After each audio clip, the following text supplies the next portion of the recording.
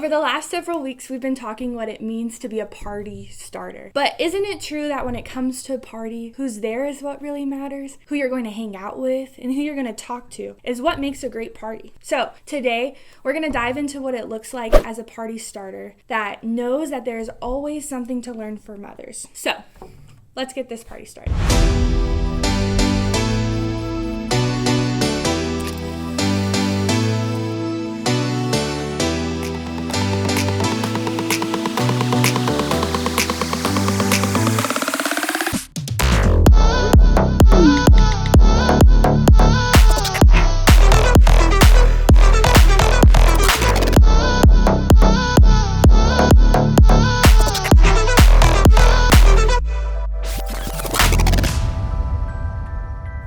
In high school, I'll admit that I hated being wrong. I often would get in arguments with my parents just so I could feel like I was right. Most of the time, I didn't even think I was right, but I would fight to the death just so I wouldn't have to say I was wrong.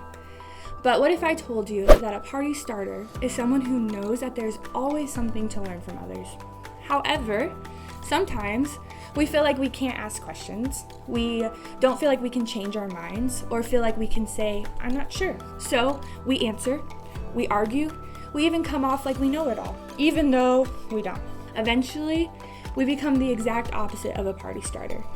We defend that position at all costs. And while we do argue, we tune out any voices that tell us anything other than what we think. And then we even bring this into our faith. We assume that being a Christian means we are to be people who know all, assume and defend what we believe. What we talk about today might actually be a huge relief for some of you who felt like you have had to have all the answers. And so to help us out here, we're going to look at something written down by a guy named Luke. In this passage we're going to look at today, Jesus, he is with his parents. They were traveling to Jerusalem for the Passover holiday. No matter where they lived, it was a part of the custom, a Jewish custom to return to Jerusalem for this remembrance of the way that God spared the lives of the Jewish people hundreds and hundreds of years before.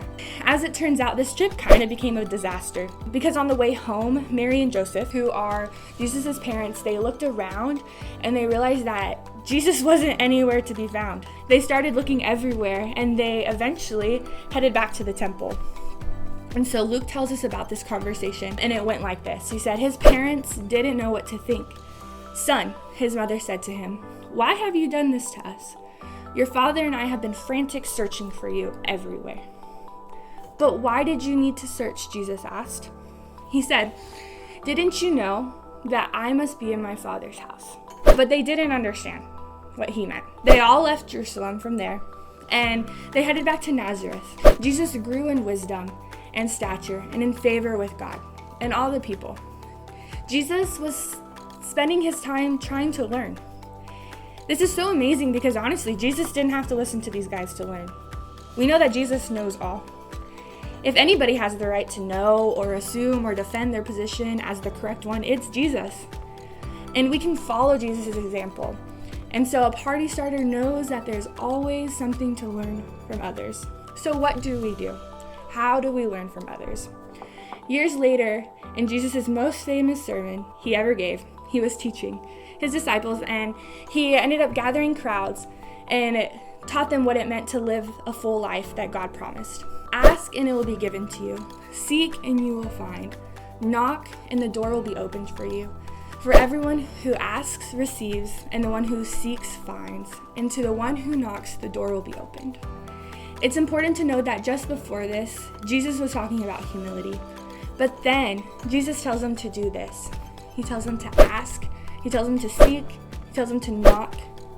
So we can ask for humility.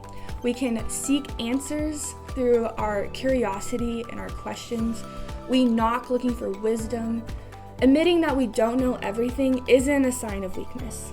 Because if Jesus spent time learning and growing and asking questions, then we should too.